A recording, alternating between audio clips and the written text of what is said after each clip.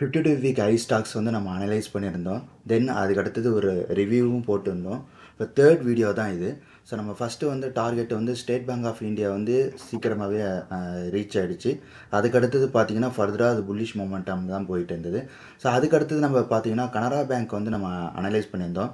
தென் வந்து இந்த இடத்துல வந்து சைட்வேஸ் அதாவது கன்சாலிடேஷன்லேயே இருந்தது.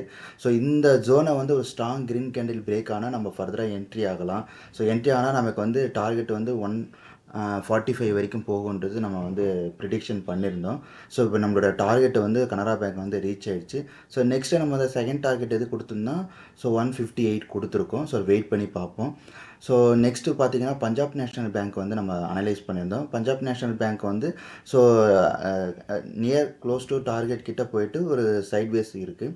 ஸோ நெக்ஸ்ட்டு இது என்ன பார்க்கணும், நம்ம வந்து 126 கொடுத்துருக்கோம். 126 ரீச் ஆகுதான்றதை நம்ம வெயிட் பண்ணி பார்க்கலாம். ஸோ இதை அனலைஸ் பண்ண வீடியோ வந்து நம்ம சேனலில் போஸ்ட் பண்ணியிருக்கேன். தென் அதை ரிவ்யூ பண்ண வீடியோவும் நம்ம போஸ்ட் பண்ணியிருக்கேன். நீங்கள் அதை செக் பண்ணிவிட்டு இந்த வீடியோ பாருங்கள். ஸோ உங்களுக்கு மோர் அண்டர்ஸ்டாண்டிங்காக இருக்கும். So thank you friends.